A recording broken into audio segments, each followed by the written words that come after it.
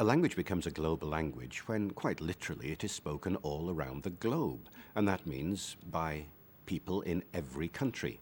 Now, no language has ever been in that position before until English. English has now a presence in every country in the world, either as a first language spoken by mother tongue speakers, or as a second language, the official language of a community, or as a foreign language. It is a privileged foreign language in a school, taught as the number one foreign language or as the number two foreign language there.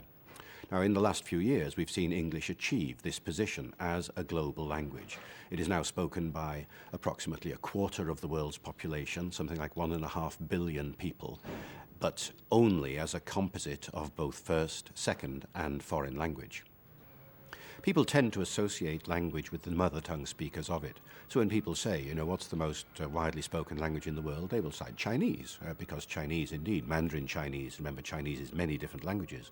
Mandarin Chinese has, 700, 800 million speakers perhaps. English with its 400 million is well behind that. In fact, English is probably beaten by Hindi and Spanish and is well down the pecking order of mother tongue speakers. But of course, a global language is something much greater than its mother tongue origins. And now for every one native speaker in the world, there are 3 non-native speakers of English. That ratio is something that no other language has achieved. And this means, of course, that nobody owns English now. Originally, who owned English? I suppose it was the British, or at least the English. And then the Americans came to own English, because after all, 230 million of them are mother tongue speakers, and they're the dominant voice there.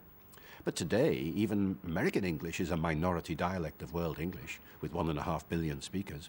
Nobody owns English now. Or putting it another way, everybody owns English now. As soon as you learn English, you take up rights in it. You adopt it, and then you adapt it. You make it your own. And so all over the world, we are seeing new varieties of English as part of the process of English language learning.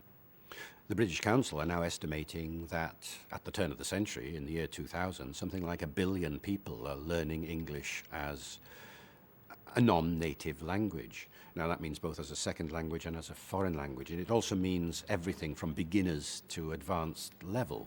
So if you ask how many of that 1 billion are actually fluent speakers of English, I suppose you'd have to say, perhaps a half or 2/3 of them. But it's a pretty robust figure, that, because it's based upon things like the number of people taking examinations, the number of teaching courses that there are around the world, and the British Council, represented in 109 countries around the world, is one of the best organizations in accumulating information of that kind.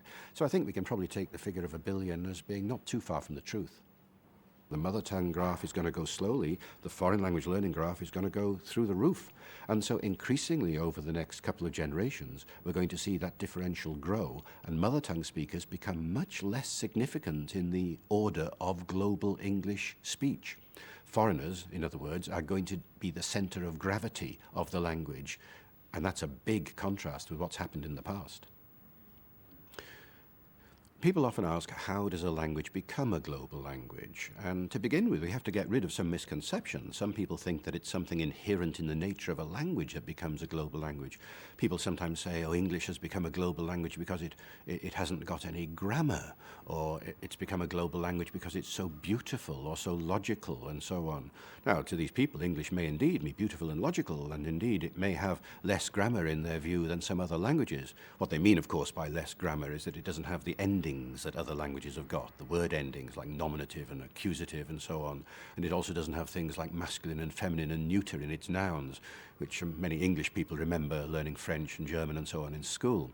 Actually, English has got just as much grammar as every other language has got. If you take a big book like the Comprehensive Grammar of the English Language with its 1,800 pages and something like 3,500 rules of grammar in there, and 2.4 kilograms weight altogether, you see very easily that English has got a lot of grammar.